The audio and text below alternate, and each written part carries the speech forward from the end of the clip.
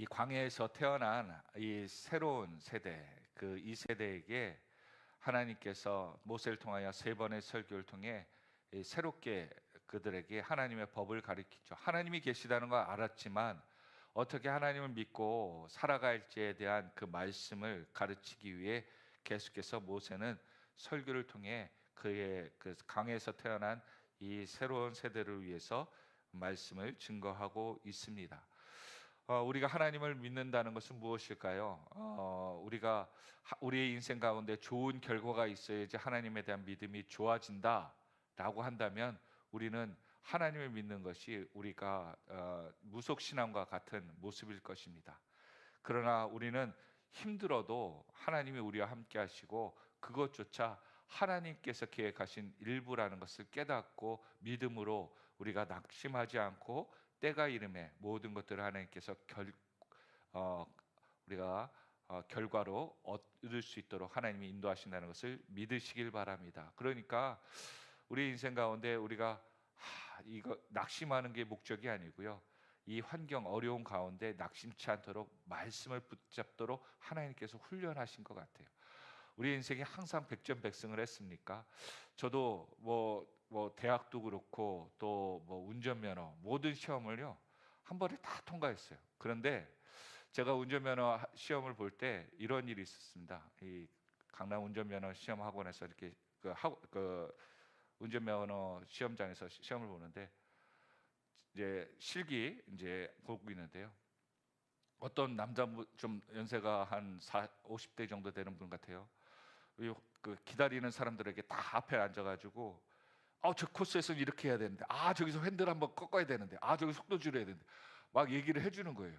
사람들이 막 귀를 기울이면서 그렇구나, 이제 팁을 알았다 그러면서 이제 그분의 말씀을 경청해서 이분은 여기 관계자인가 보다 그랬더니 뭐 238번 그랬더니 그분이 갑자기 네 그러더니 손 들고 나가더라고요. 그래서 우리는 막 웃었습니다. 근데 그분이 만점 받더라고요. 그러면서 우리가 일어나서 또 만점 받으면 또 박수하지 않습니까? 그러니까 그분이 또 어디 가서 음료수를 준비했든지 다 그거 저기 그 감독하시는 분들한테 수고하셨다고 돌리는 거예요. 그러니까 이 마이크 잡은 분이 또 특별하게 또 이런 얘기를 하더라고요. 이분은 지금 몇 번 하셨는데 이제 통과했습니다 하더니 보니까 우리 뒤에 이렇게 그 당시에는 지금은 어떻게 되는지 모르겠습니다. 이렇게 우표 같은 인주대를 쫙 붙였거든요. 뒤에 빽빽히 붙인 거예요. 그만큼 많이 떨어져서 하는데 하니까 그 모든 그 동작들이 주차하는 것, 커브 트는 것, 또 뒤로 후진하는 것 완벽한 거예요. 아마 지금 지금도 아마 그분이 운전하시면은 정말 FM대로 하실 것 같습니다. 왜 이 말씀을 드리냐면 한 번에 통과하니까요 다음에 그 공식이 생각나지 않더라고요. 저도 이제 대형 면허까지도 한번 따서 우리 부목사님들과 함께 교회 또 행사가 있을 때 한번 좀 도움을 드리고자 땄었는데요. 그때 공식으로 해서 잘 땄어요. 만점을 받고 땄지만 막상 지금 하라고 그러면 어떻게 해야 되지? 너무 쉽게 하니까 잃어버리더라고요. 하나님께서 왜 우리 인생에 고난을 주시는가, 역경을 주시는가, 이 과정을 통해 믿음이라는 것은요 하나님의 공식대로 딱 얻기도 하지만 우리의 뼈에, 우리의 생각에, 우리 영혼에 박혀야지만이 우리가 어려울 때, 힘들 때 그 말씀대로 우리가 본능적으로 살 수 있을 것 같아요. 그런데 우리가 너무 쉽게 요령을 피우면서 우리 평소에는 우리 마음대로 살다가 어느 순간인가 필요할 때만 하나님 말씀이 딱 살아야지 그러면 하나님 말씀도 생각나지 않더라고요. 평소에 안 해오니까. 평소에 그렇지 않으니까 하나님 도와주세요라는데 정말 하나님 앞에 뜨겁게 기도하며 나가는 게 어려울 경우도 있지 않습니까? 하나님께서 왜 이스라엘 사람들에게 광야의 고난을 시킵니까? 어쩌면 출애굽한 원망하는 사람들을 그곳에서 죽이는 목적도 있을 수 있겠지만 그곳에서 태어난 사람들이 38년 동안 40년 동안 그 하나님의 말씀이 뼈에 박히도록 훈련하는 광야의 과정이 가나안 땅에 들어가서 하나님만을 의지하도록 하기 위해 훈련한 것은 아닐까요? 고난 가운데 가족이 힘들지만 부모님들은 나 때문에 내가 능력이 부족하여서 자녀들이 고생한다라고 생각할 수 있을 것입니다. 저도 이렇게 목회를 하다 보니까 목회지가 옮겨질 때가 있죠. 경기도 안산에서 여기서 이제 파송하여서 한 4개월, 4년 동안 갔다 오는데요.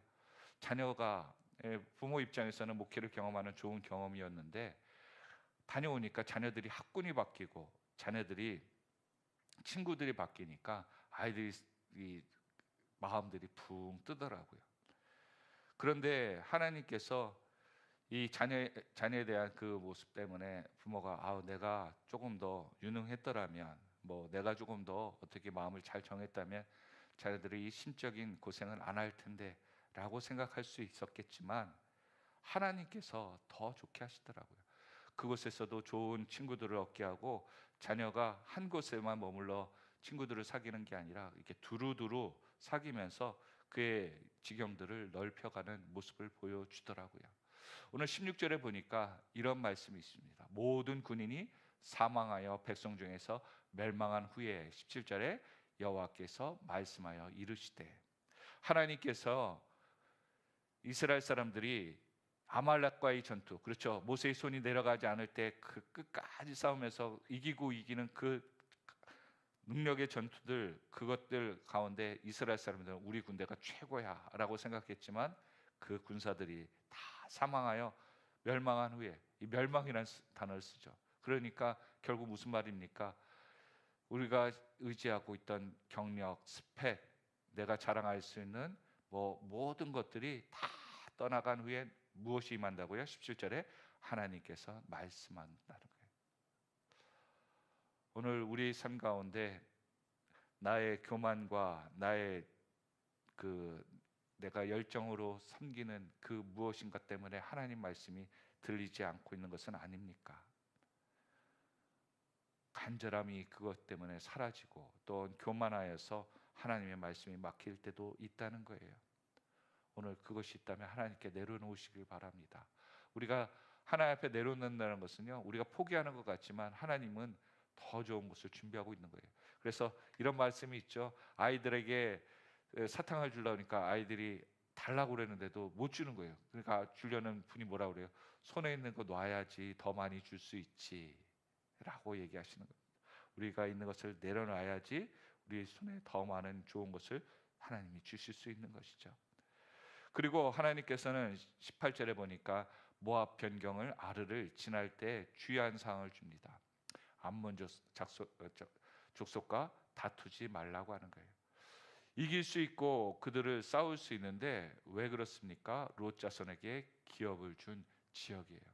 그래서 하나님께서는 어제도 말씀드린 것처럼 우리가 하나님의 신앙생활을 하면서 분별력을 갖고 싸워야 될 것, 또한 싸우지 말아야 될 것, 취해야 될 것, 취하지 말아야 될 것을 우리는 분명하게 분별할 수 있는 우리의 축복이 있기를 바랍니다. 그렇습니다. 우리가 살아가면서 하나님께서 말씀하시는 그 말씀 가지고 그냥 무조건 올라가지 말라고 그러는데도 올라가 싸우다가 패하는 경우도 있죠. 하나님께서 믿음 가지고 이거 하면 다 이루신다고. 하나님이 믿음으로 이긴다, 모든 것을 다 이긴다고 말씀한 적은 없습니다. 하나님이 그것을 싸우라고 할 때 하나님의 말씀을 붙잡고 싸울 때 이길 수 있는 거지, 내가 하나님 말씀 붙잡고 하나님 말씀도 안 하는데 붙잡고 싸우는 건 그거는 무조건 100전 100패입니다. 오늘 저와 여러분에게도 우리의 자녀들, 우리의 가정, 나의 삶이 하나님의 음성을 듣고 움직이고 있습니까? 아니면 내가 계획한 것에 하나님의 뜻이 임하길 바라고 있습니까? 오늘 하나님의 우리의 가는 길에도 우리가 원하지 않는 그 모압 변경 아르를 지날 수 있습니다. 그것에 우리가 베풀 수 있을 때 베풀고, 또한 우리가 건들지 말아야 될 것을 건들지 말며 하나님의 말씀을 지킬 수 있는 저와 여러분이 되기를 바랍니다. 20절 이하에는 르바임 땅이라고 하는 그 르바임이 거주했던 땅에 대한 지나가는 이야기를 합니다. 이 이야기는 역사책에도 없답니다. 그러니까 이 지역에 대한 그 역사적인 것을 이 성경이 역사적인 그 고증과 같이 얘기하는 거예요. 이 전에 르바임 사람들이 거기에 거주했는데 암몬 족속이 아낙 족속과 같이 강한 사람들인데 암몬 족속이 그 사람들을 멸하고선 그쪽에 정착했다는 거예요. 이러한 일들이 또 호리 사람을 쫓아내요. 22절에 있는 것처럼 호리 사람을 쫓아내고 거기에 갑돌에 거주하는 사람들에 대한 이야기를 나오죠. 그리고 아모리 사람들 아위 사람을 멸하고 23절에 있는 것처럼 아위 사람을 멸하고 거기서 머물렀던 그 세일에 거주한 자손들 앞에 이야기를 해 주십니다.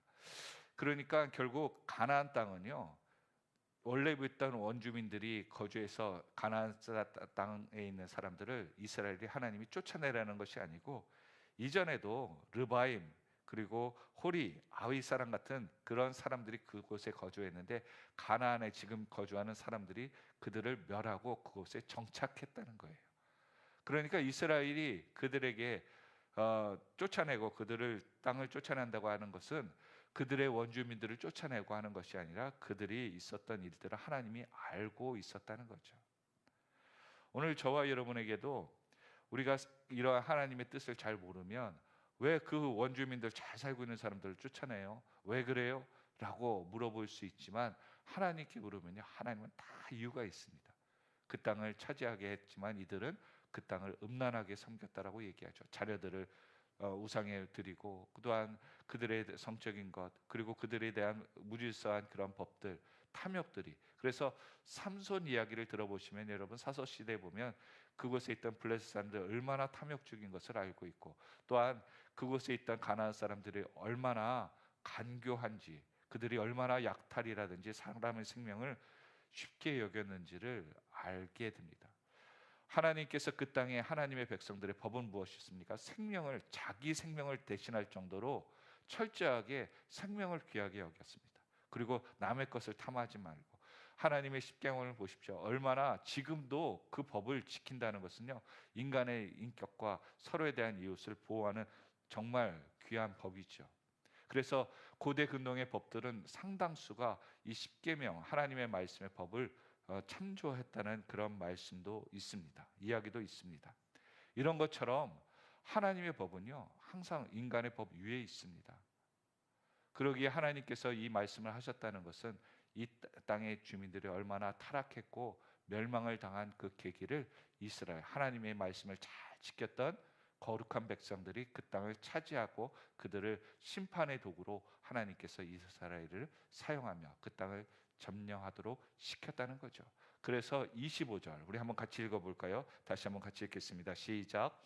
오늘부터 내가 천하 만민이 너를 무서워하며 너를 두려워하게 하리니 그들이 내 명성을 듣고 떨며 너로 말미암아 근심하리라 하셨느니라. 아멘.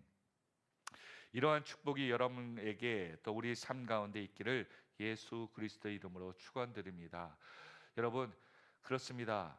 이제 아까 방금 말씀드린 것처럼 가나안 땅에 들어가는 이스라엘 백성들이요, 38년 후에 이제 하나님께서 그 땅에 들어가서 아모리 사람, 시온 그 지역에 있는 사람들과 싸우라고 하나님께서 말씀하십니다. 38년의 훈련이 끝난 후에 이제 피할 때, 싸울 때 하나님께서 분별하시고 이전에 있었던 그 지역에 있는 사람들은 하나님께서 약속한 땅으로 배정한 사람들이고 너의 조상들의 후손들이니까 그들은 손대지 말고 너희들이 싸워야 될 사람들을 하나님께서 분명히 이야기하시며 그들에게 분명히 백전백승을 한다라고 말씀하고 있습니다. 그때 그들의 반응은 어떻습니까? 오늘 보니까 너를 무서워하고 너를 두려워하게 하리니. 여러분, 요즘은 나이가 많다고 해서 사람들이 두려워하고 무서워하고 그렇게 그런밖에 안 보더라고요. 이 젊은이들 요즘 그랬습니다. 나이 있는 사람들, 자기에게 손위에 있는 사람들에게 말 던지는 거 보면 정말 대단합니다. 그들이 뭐 네 가지가 있냐 없냐 그 문제가 아니고 그들의 말이 어떤 때는 틀린 게 아닌 게 있죠. 틀리지 않을 수도 있습니다. 그러나 그들은 이 세상의 사람들의 수고하고 또한 노력한 사람들에 대한 존경과 두려움이 없습니다. 결국 권위가 사라져가고 있다는 거예요. 이 권위는 무엇으로부터 나옵니까? 하나님으로부터 나오거든요. 그러니까 결국 세상의 질서가 무너져 가고 있다는 것이죠.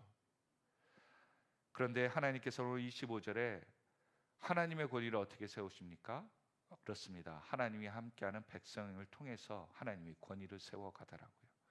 부모의 권위는 어디서 세웁니까? 내가 너를 낳았으니까, 내가 너를 뒷바라지였으니까 권위가 세워져야 됩니까? 오히려 요즘 아이들 보니까는 부모니까 당연히 해줘야 되지, 이렇게 얘기하더라고요. 오늘 하나님께서 영적인 질서를 세우는 것은요, 부모가 하나님을 온전히 믿고 하나님의 권위 안에 있을 때 가정의 권위가 또한 질서가 세워지는 줄 믿으시길 바랍니다. 그리고 그들이 내 명성을 듣고 떨며 너로 말미암아 근심하리라. 세상 사람들은 자기가 당한 것에 대해서 보복하기로 해요. 보복 심리가 굉장합니다. 그래서 뭐라고, 너 나중에 두고 보자, 뭐 이런 말 쓰지 않습니까? 그러니까 사람들은 더 잔혹해지는 거예요. 여기서 완전히 너를 씨를 말려야지 나의 나중에 뒷일이 없다라고 하면서 사람들에 대한 그 용서나 관용이 사라지고 있습니다.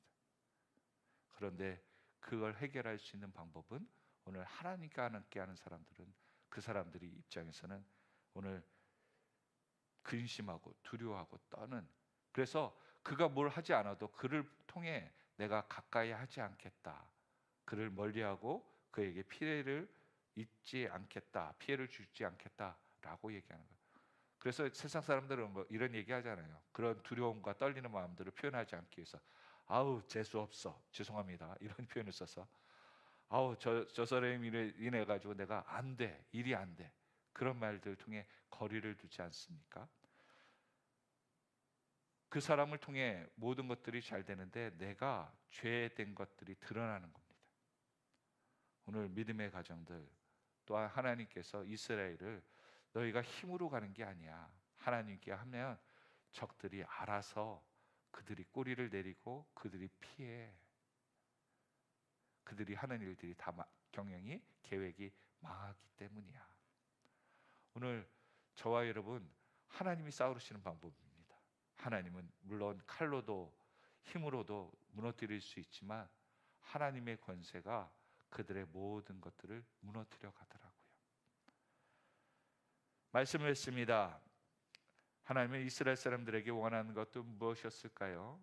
내 군사, 16절에 있는 것처럼 모든 내가 의지했던 군인들, 자랑하던 것들을 멸망시키신 후에, 하나님이 말씀하시는 하나님, 내가 하나님에 대해서 무엇을 자랑할 것인가를 만드는 것이 아니라, 신앙은요, 하나님이 나에게 한 것이 무엇이라는 것을 고백하는 것이 많을수록 더 깊은 신앙이 되는 것 같아요. 감사를 많이 할 수 있습니까? 아니면 자랑할 것이 많아지고 있습니까? 오늘 저와 여러분, 그런 것을 더욱더 하나님께서 하나님을 자랑할 수 있는 일들이 더 많아지는 복된 하루가 되시기를 예수 그리스도의 이름으로 축원드립니다. 기도하겠습니다.